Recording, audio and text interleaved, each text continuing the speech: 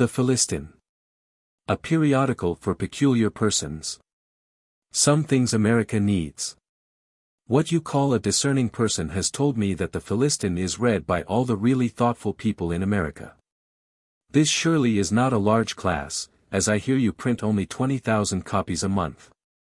Now I do not exactly admire your brown paper cover, but I do like your wholesome spirit, and although you have a touch of Yankee flippancy, yet I will help you all I can in clearing the ground, that we may sow a crop worth harvesting. And before I begin my little preachment, let me say I like the word Roycroft. Roy means king, and croft means a home or rest, hence Roycroft means the king's rest. But best of all, Master Roycroft was really the first man in England to do artistic printing. I am also told that the wives of the rich men in the States are the most ignorant among your women. The reason being that it takes all their time to look after their households, and none of your servants staying in one place longer than 3 weeks, that your women's clubs are given up to discussing the servant girl problem. That is, each woman relates her woes to ease her nerves and fight off hysteria till a more convenient season. And this class of care-laden people is largely increasing with you, and yet you continue to sing Yankee Doodle and talk large about twisting the tail of an honest lion. Very well, I pardon you, knowing how childishly ignorant you are, and if I now say some things that I have said before, you will pardon me. Observe the two opposite kinds of labor. The first, just mentioned by me, lavishly supported by capital, and producing nothing. The second, tramping from place to place, asking for bread, and you giving it a stone pile, and 30 days. Observe further.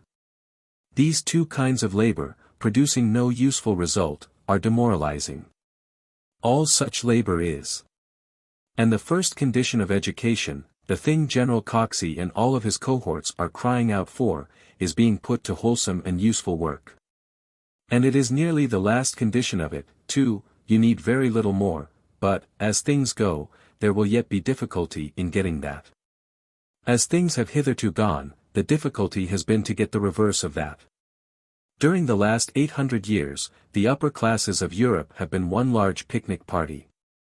Most of them have been religious also. And in sitting down, by companies, upon the green grass, in parks, gardens, and the like, have considered themselves commanded into that position by divine authority. And fed with bread from heaven, of which they considered it proper to bestow the fragments in support, and the tithes in tuition, of the poor. But, without even such small cost, they might have taught the poor many beneficial things. In some places they have taught them manners, which is already much. They might have cheaply taught them merriment also, dancing and singing, for instance. The young English ladies who sit nightly to be instructed themselves, at some cost, in melodies illustrative of the consumption of Camille, and the decline of La Traviata, and the damnation of Don Juan, might have taught every girl peasant in England to join in costless choirs of innocent song. Here and there, perhaps, a gentleman might have been found able to teach his peasantry some science and art. Science and fine art don't pay, but they cost little. Tithes, not of the income of the country, but of the income, say, of its brewers, nay, probably the sum devoted annually by England to provide drugs for the adulteration of its own beer, would have founded choice little museums, and perfect libraries in every village. And if here and there an English churchman had been found, such as Dean Stanley, willing to explain to peasants the sculpture of his and their own cathedral, and to read its black letter inscriptions for them. And, on warm Sundays, when they were too sleepy to attend to anything more proper, to tell them a story about some of the people who had built it, or lay buried in it, we perhaps might have been quite as religious as we are. And yet need not now have been offering prizes for competition in art schools, nor lecturing with tender sentiment on the inimitableness of the works of Fra Angelico. These things the great picnic party might have taught without cost, and with amusement to themselves. One thing, at least, they were bound to teach, whether it amused them or not, how, day by day, the daily bread they expected their village children to pray to God for, might be earned in accordance with the laws of God. This they might have taught, not only without cost, but with gain. Of all attainable liberties, then, be sure the first to strive for is leave to be useful. Independence you had better cease to talk of, you Americans talk too much about it anyway, for you are dependent on every act of what has been dust for 1,000 years, so also, does the course of 1,000 years to come. Depend upon the little perishing strength that is in you. Now what is your American picnic party going to do with its leisure? On that your fate as a nation hangs. Understand this, virtue does not consist in doing what will be presently paid, or even paid at all, to you, the virtuous person. It may so chance, or may not. It will be paid, some day, but the vital condition of it, as virtue, is that it shall be content in its own deed, and desirous rather that the pay of it, if any, should be for others. Just as it is also the vital condition of vice to be content in its own deed, and desirous that the pay thereof, if any, should be to others. You have, it seems, now set your little hearts much on education. You will have education for all men and women now, and for all boys and girls that are to be. Nothing, indeed, can be more desirable, if only we determine also what kind of education they are to have. It is taken for granted that any education must be good, that the more of it we get, the better, that bad education only means little education, and that the worst thing we have to fear is getting none. Alas, that is not at all so. Getting no education is by no means the worst thing that can happen to us.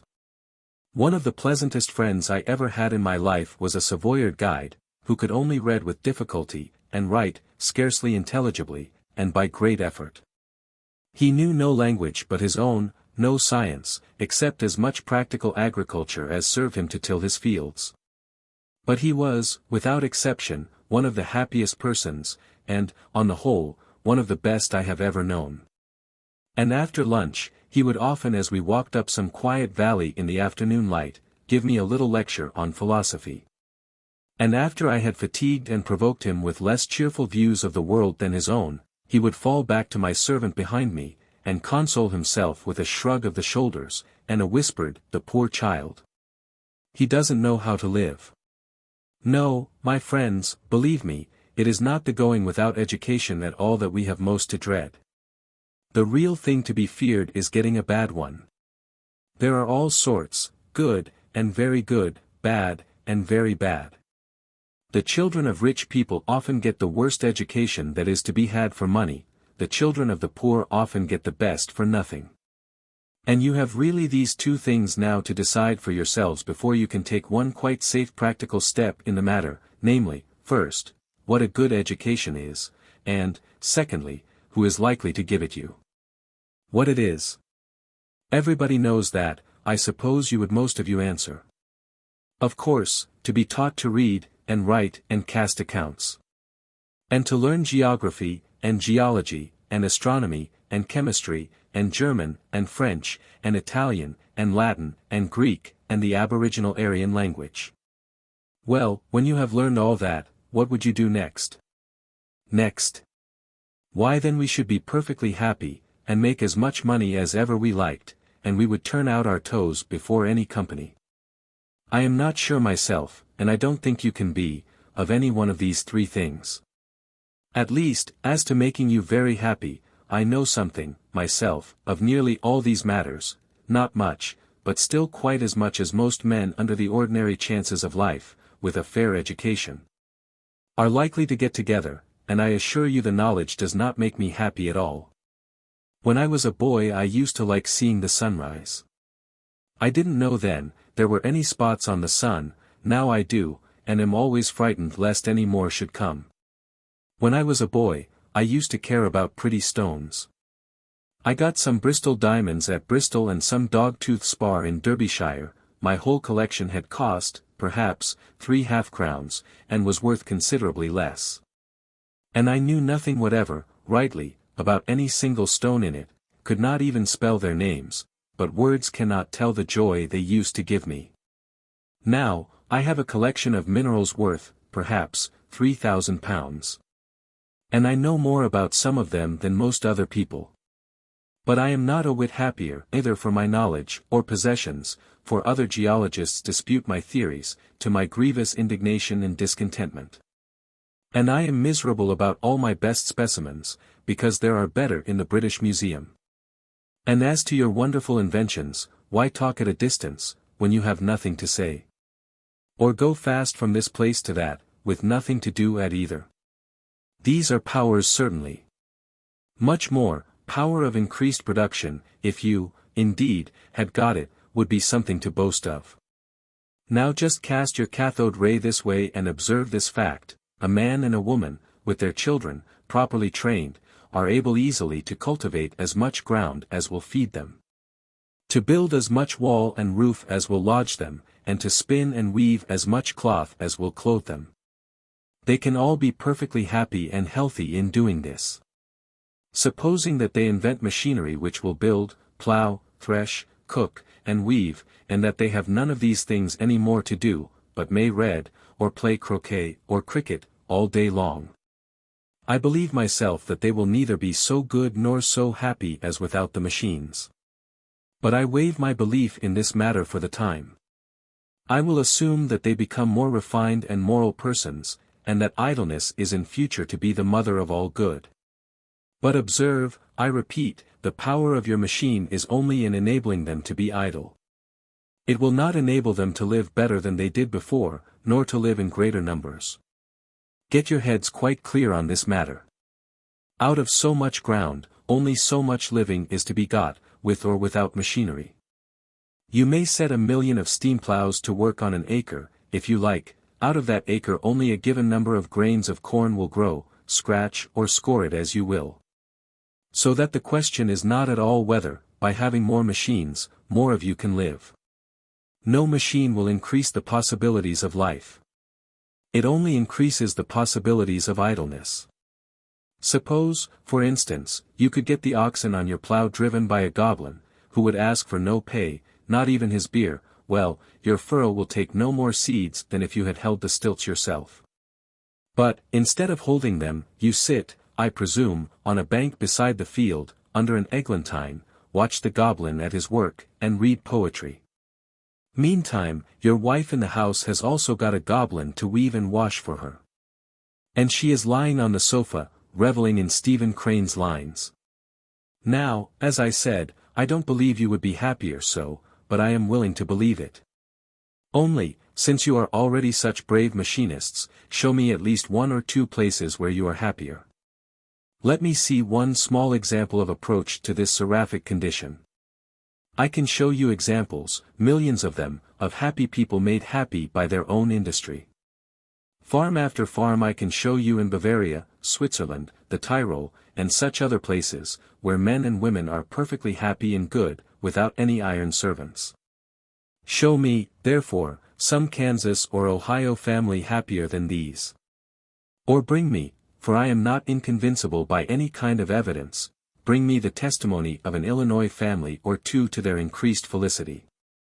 Or if you cannot do so much as that, can you convince even themselves of it? They are perhaps happy, if only they knew how happy they were. Virgil thought so, long ago, of simple rustics. But at present your steam-propelled rustics are crying out that they are anything else than happy, and that they regard their boasted progress, in the light of a monstrous sham. There are 3 material things, not only useful, but essential to life. No one knows how to live till he has got them. These are, pure air, water and earth. There are 3 immaterial things, not only useful, but essential to life. No one knows how to live till he has got them also. These are, admiration, hope and love. Admiration, the power of discerning and taking delight in what is beautiful in visible form, and lovely in human character. And, necessarily, striving to produce what is beautiful in form, and to become what is lovely in character.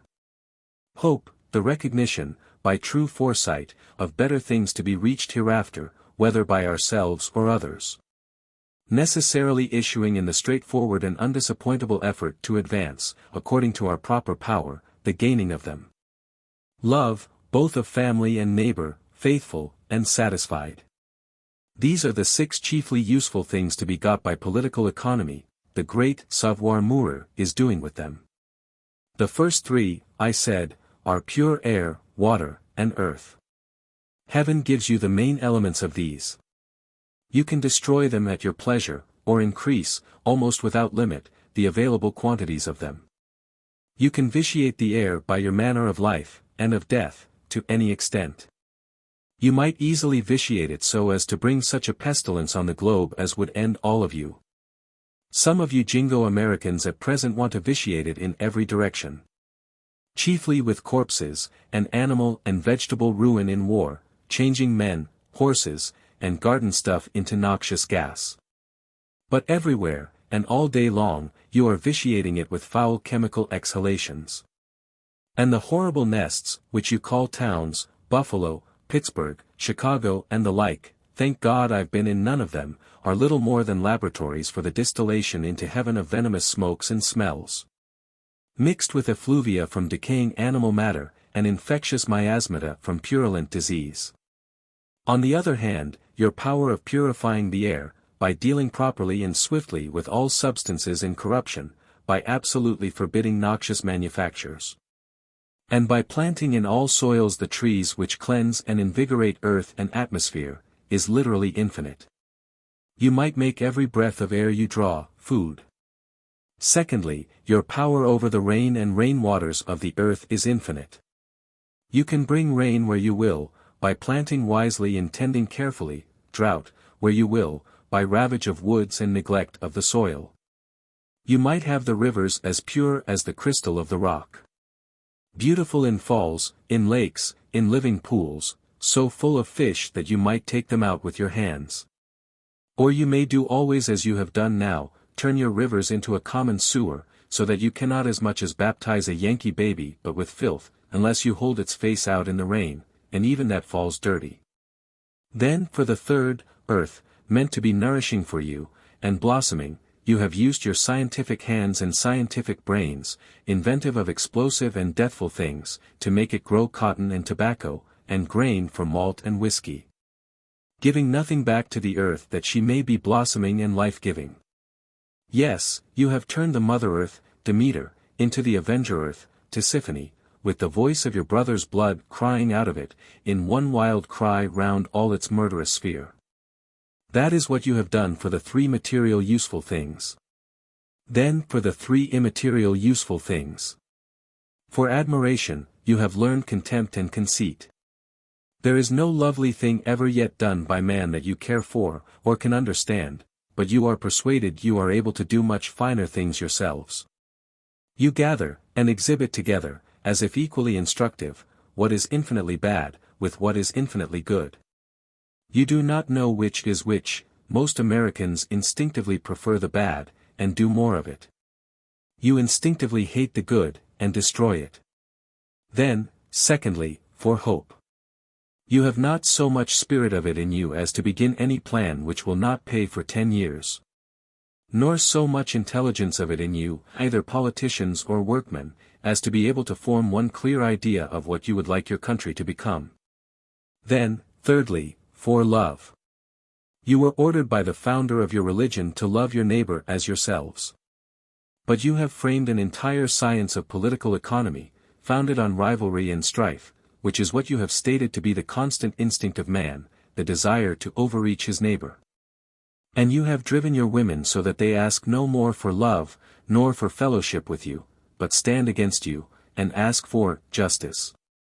Are there any of you who are tired of all this? Well then try to make some small piece of ground beautiful, peaceful, and fruitful. We will have no untended or unthought of creatures on it, none wretched, but the sick, none idle, but the dead. We will have no liberty upon it. But instant obedience to known law, and appointed persons, no equality upon it, but recognition of every good that we can find. We will have plenty of flowers and vegetables in our gardens, plenty of corn and grass in our fields. We will have some music and some poetry, the children shall learn to dance it and sing, perhaps some of the old people, in time, may also. We will have some art, moreover pictures and handmade books. We will at least try if, like the Greeks, we can't make pottery. The Greeks used to paint pictures of gods on their pots. We, probably, cannot do as much, but we may put some pictures of flowers, butterflies, and frogs, if nothing better. Little by little, some higher art and imagination may manifest themselves among us, and feeble rays of science may dawn for us. Botany, though too dull to dispute the existence of flowers. And history, though too simple to question the nativity of men, nay, even perhaps an uncalculating and uncovetous wisdom, as of rude magi, presenting, at such nativity, gifts of gold and frankincense. Clavigera. Cumberland, April 6, 1896. The Railer. There is no joy through all the earth. Hope is a witless mocker's jest. There is no nobler second birth. Nor fair, nor best. The touch of death is over all. And life is portal to the hell. Where men are cattle in a stall. To buy and sell. Yea, he who tears his brother's heart. To cast it to the ravening crowd. Is hailed as master of the mart. With plaudits loud. He wears his crown a little space. Until a fiercer knave than he shall push him from his vantage place. And monarch be. The shadows drive away the sun. The flowers are hid by jealous night. The fruit is plundered, never won. And might rules right. Thus raves the scoffer, age in age. Who bears no message of his own. Save the blind clamor of his rage. From breast of stone. He holds a balance in his claw. To weigh with loaded penny weights. The mighty universe of law. With all its fates. This, to the railer from the tombs. Who makes not, neither loves nor gives. Spite of the crackle of thy dooms. God lives. God lives. John Jerome Rooney. Shadows. My wife. She is dead, said the man. God help you to bear it, were the answering words of the woman. And you would have me do my duty? You could do naught else. There are other things than love, my friend, there is honor, and we must abide by that, and the inevitable. I am the resurrection and the life, saith the Lord. He that believeth in me though he were dead yet shall he live, and whosoever believeth in me, shall never die. The last friend had paid his final tribute to the departed. All had gone save the husband, his little daughter, the mother, and a woman simply clad in black. Her face was pale, marked by delicate traceries of mental suffering, a suffering so intense that the whole contour was radiant with martyrdom and the inner spiritual beauty of her woman's soul. Her eyes, earth-brown and blazing with the hidden sunlight of her year's sad spring, were fixed in mute appeal upon the still, white face within its house of immortality. It was the husband now, who, taking her gently by the hand, lead her to the carriage.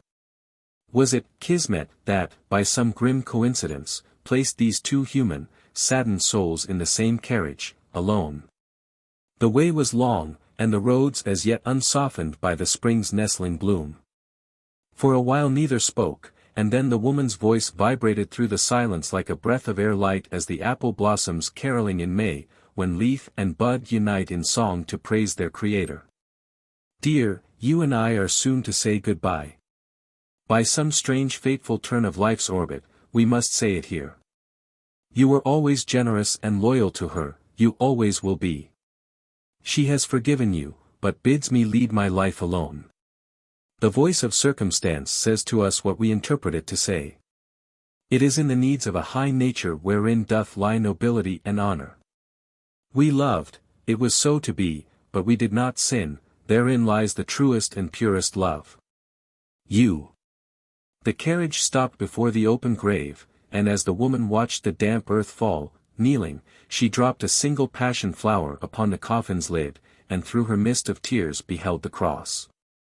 Then murmuring, in his name, she entered the carriage, alone. Faith Bigelow Savage. Fast rode the knight. With spurs, hot and reeking. Ever waving an eager sword.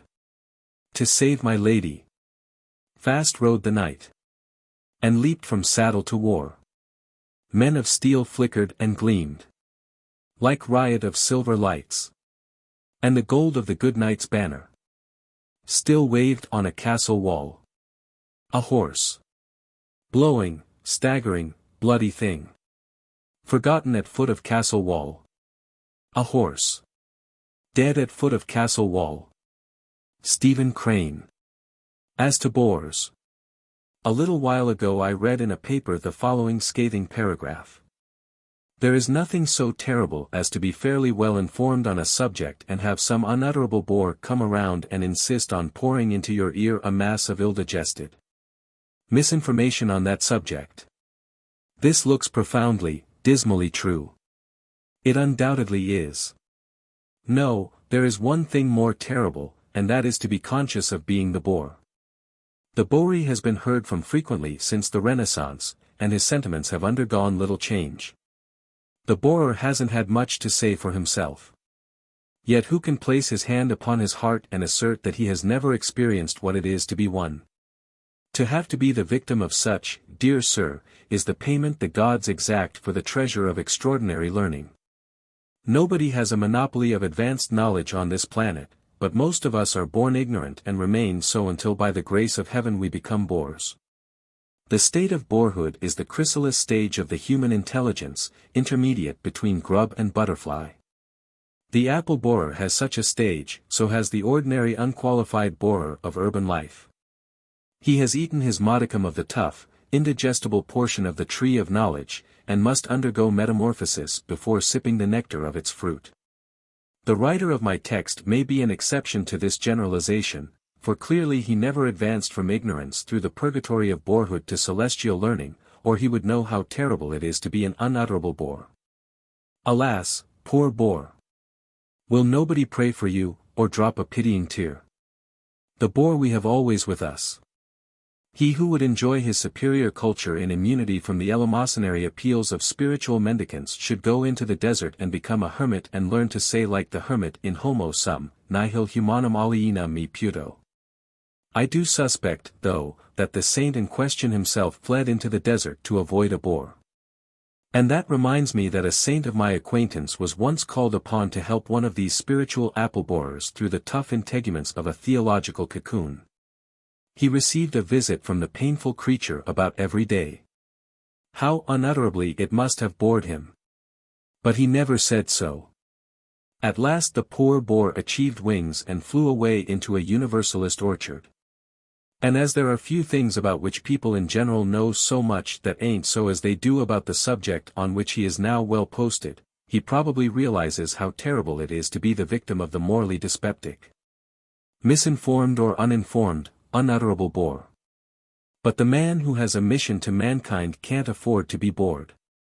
Jesus Christ, who was, if anybody ever was, born with fine intuitions, on some subjects, that transcended any laboriously acquired knowledge, must have been the worst bored man in Palestine when his disciples came around and asked him such questions as who should be first in the kingdom of heaven, or the Sadducees propounded that conundrum about the woman with 7 husbands.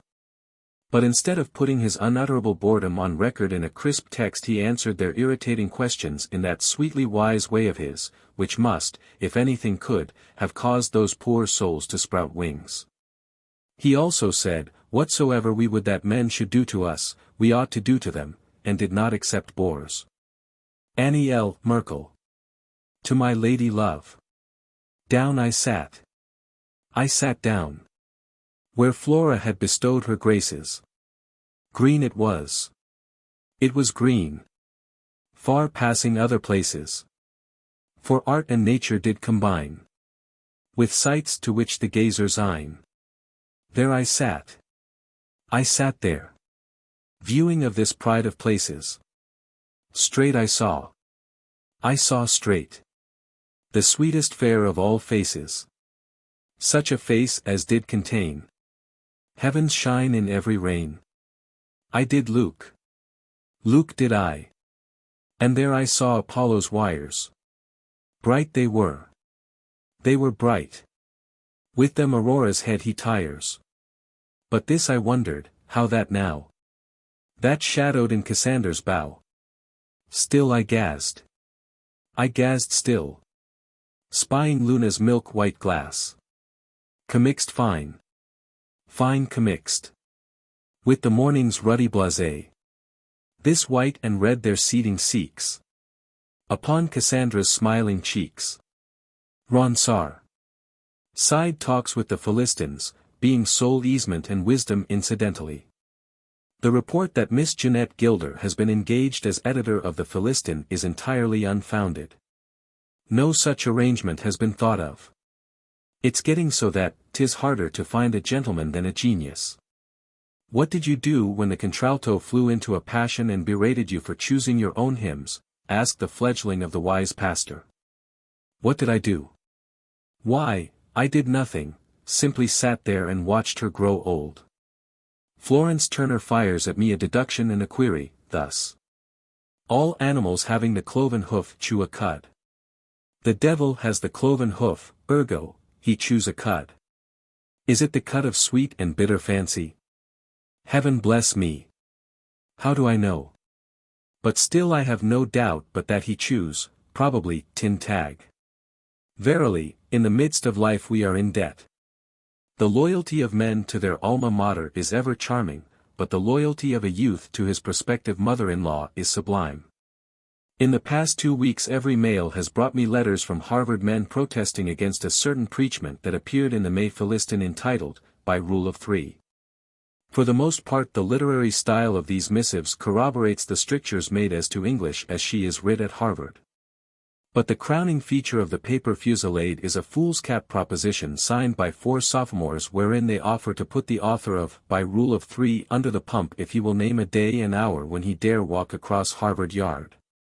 The author, I believe, is not a Baptist, but even if he were, and if the rite referred to should be performed, in lieu of argument, why, Barrett Wendell would still be an Anglomaniac and the facts about English at Harvard would remain unchanged. Mr. S. E. Kaiser, that good honest wit, writes me after this wise. At present not more than 3 out of every possible 5 persons to be met in this country are possessed of the honest conviction that nature intended them for dalliance with the muse. Why does this deplorable state of affairs exist? The answer is not far to seek. We do not give our poets enough encouragement. On the contrary, there seems to be a widespread conspiracy to keep them down. Every time Champing Pegasus is mounted by a new aspirant you may see a score of critics flirt their lassos at him, with the hope of yanking him from his perch. Unless, perchance, he be an adept in the Freemasonry that occasionally exempts some favored one from the onslaughts of the iconoclasts. To come to a case in point, Dunseith endeavors to dispose of a few bards who are presumed to have furnished Uncle Frank's critic with complimentary volumes of their own make. One of them, a Mr. W. B. Yeats, is taken to task for asserting that, down by the Sally Gardens he and his love did meet. The Sally Garden is objected to, forsooth, upon the ground that nobody but the inventor knows what it is. Here is a fine proposition. What would some of our most prosperous bards amount to in the estimation of the public if their verses were always couched in terms that anybody could understand? In the very number of the magazine that contains the raillery against Mr. Yeats' Sally Garden, Samuel Minturn Peck warbles in this wise. I'm dreaming of the fragrant south. My native pine-clad hills afar. I seem to feel upon my mouth the sweetness of a jasmine star. Soon time and space are vanished, and leagues on leagues away, with every grief far banished. My aching heart is hay. This, it is fair to presume, was paid for, at the regular rates, for such matter, and published as an example of praiseworthy song. Notwithstanding the fact that mighty few of Dunseith's million subscribers could depose and say whether a jasmine star is sweet or sour, or whether it would be necessary, in order to get the full benefit of its flavor, to peel it and slice it as one would an apple, or suck it like a lemon. It would also be difficult to explain to the satisfaction of a hypercritical person why, with every grief far banished, any one could have the faintest shadow of an excuse for possessing an aching heart. Or, that point cleared up, how the aching heart aforesaid could still be Timothy. But these are trifles that ought not to be permitted to embarrass the sweet singer. I mention them only to illustrate the unfairness with which Mr. Yeats has been treated. Mr. Peck is in vogue, to a certain extent, while Mr. Yeats is not. Ergo, Yeats and his muse must not fool around in the Sally Garden.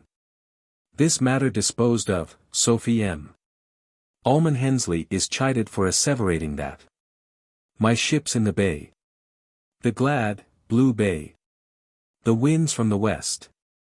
And the waves have a crest. But my bird's in the nest. And my ship's in the bay. It must, says Dunsey's astute critic, be a consolation to the writer of these inspired lines to know that her various possessions are where they belong. After all, there is nothing like having a place for everything and everything in its place. Which may be witty as well as true, but why ridicule Sophie M. Almond Hensley on one page and on the next laud Robert Louis Stevenson, God rest his soul, for such verses as these. Through all the pleasant meadow side, the grass grew shoulder high, till the shining scythes went far and wide, and cut it down to dry. These green and sweetly smelling crops, they led in wagons home. And so on. No one is likely to suppose for a moment that the scythes went up and down, or that the grass was cut up to soak, or that the green and sweetly smelling crops were led away from home in top buggies. Yet, from an artistic standpoint, Stevenson was justified in acquainting us with the details of the operation, which fact makes the attack upon Sophie M. Almond Hensley particularly aggravating. The truth seems to be that a large majority of the publishers do not like the idea of breeding up a new race of poets. Those who are already in the field must be tolerated, and those who are well dead may be quoted ad lib. Without fear of the copyright law. It is gratifying to note one shining exception to this rule. The editor of the Transitory Chipmunk has evidently determined to publish anything and everything in the shape of verse that falls into his hands. This, if not actually announced, is clearly implied in his Easter number, where, among other things, are to be found these lines. Or there, or here, to toil or pleasure led. The tenants pass, and cut each other dead. Jones, second floor, administers affronts. Because his father was a governor once. After this, the amateur may comfort himself with the assurance that he has at least one friend, with a helping hand outstretched.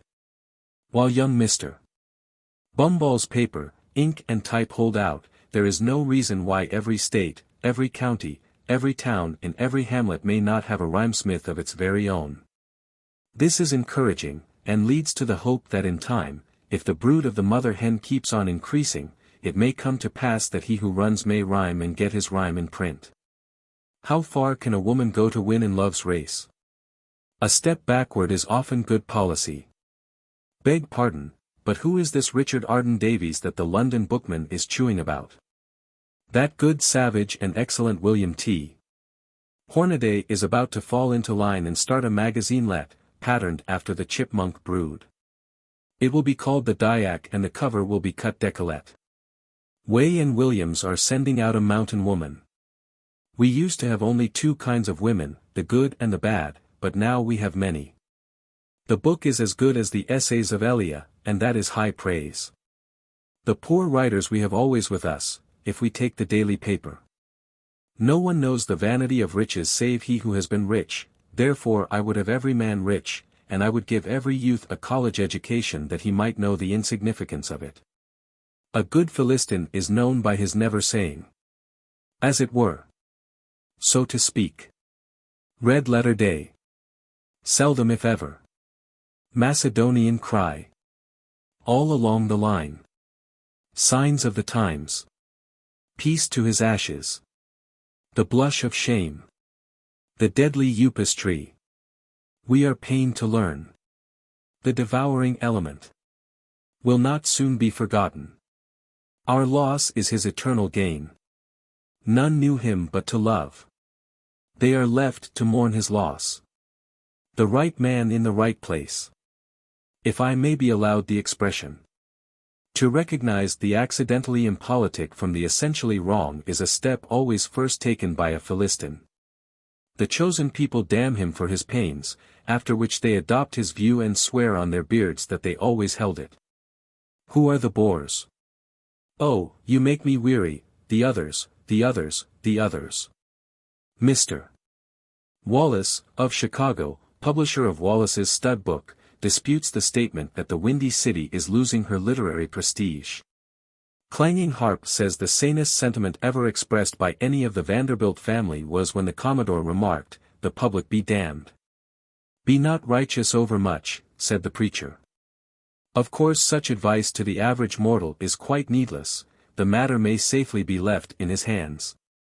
Still, good things can be overdone, industry for instance. There is a sort of pismire activity that makes for bankruptcy. I once knew a man who used to get up at 4 o'clock in the morning to hammer and saw. Those very early risers always hammer and saw, yet I believe the administrator found hardly enough to pay 40 cents on the dollar. The reason was that the man pounded too much early in the morning and not enough in the middle of the day, and the sleek-headed men who sleep nights overmatched his petty busyness and got the trade. Nothing is so pleasant as to air our worldly wisdom in epigrammatic nuggets. To sit quiet and listen to another do it, well, that is another matter. It is called a school for saints, and the perpetrator is John Oliver Hobbes. I have sent my name to Mrs. Craigie, entering as a freshman. Little Journeys. Series for 1896. Little Journeys to the Homes of American Authors. The papers below specified were, with the exception of that contributed by the editor, Mr. Hubbard, originally issued by the late G. P. Putnam, in 1853, in a book entitled Homes of American Authors. It is now nearly half a century since this series, which won for itself at the time a very noteworthy prestige, was brought before the public. And the present publishers feel that no apology is needed in presenting to a new generation of American readers papers of such distinctive biographical interest and literary value. Number 1. Emerson, by G.O.W. Curtis. 2. Bryant, by Caroline M. Kirkland. 3. Prescott, by G.O.S. Hillard. 4. Lowell, by Charles F. Briggs. 5.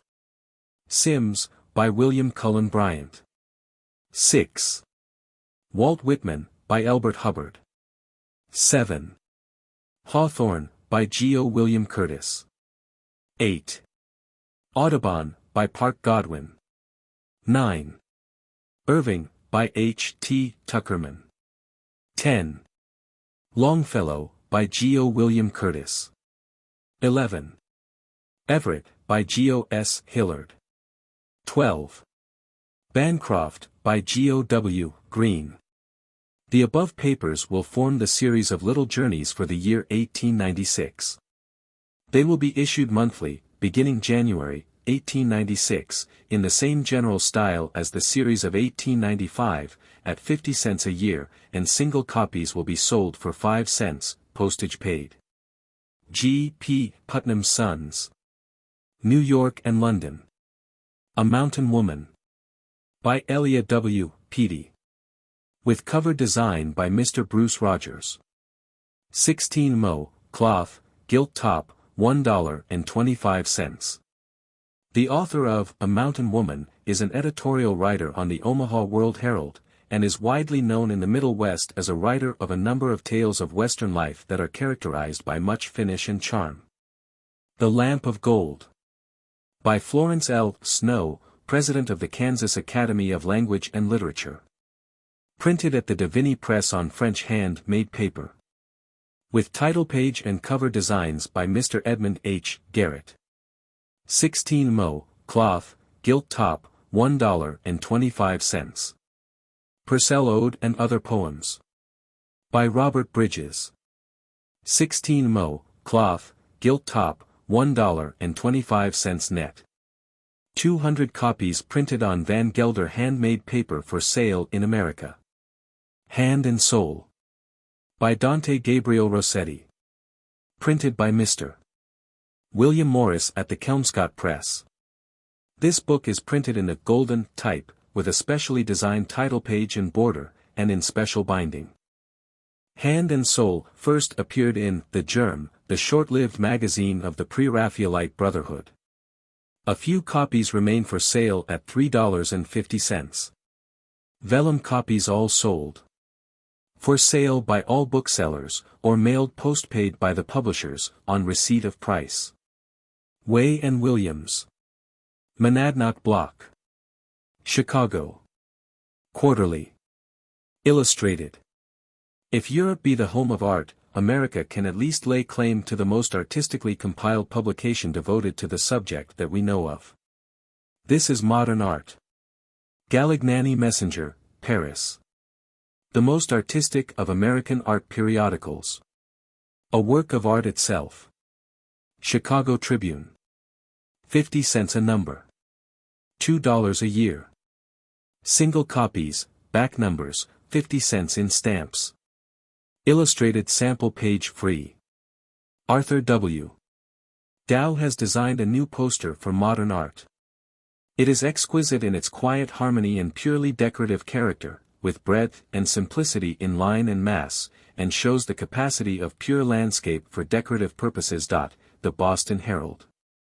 Price, 25 cents in stamps, sent free to new subscribers to Modern Art. L. Prang and Company, Publishers. 286, Roxbury Street, Boston. We make a specialty of decal edge papers and carry the largest stock and best variety in the country. Fine handmade papers in great variety. Exclusive Western agents for L. L. Brown Paper Company's Handmaids. GEO H. Taylor and Co. 207-209, Monroe Street. Chicago, Illinois. Have you seen the Roycroft Quarterly? The May issue is a Stephen Crane number. 25c a copy or $1 a year. The Roycroft Printing Shop. East Aurora. New York. The Roycroft Printing Shop at this time desires to announce a sister book to the Song of Songs, which is Solomon's. It is the Journal of Koheleth, being a reprint of the Book of Ecclesiastes with an essay by Mr. Elbert Hubbard. The same Romanesque types are used that serve so faithfully and well in the songs, but the initials, colophon and rubricated borders are special designs.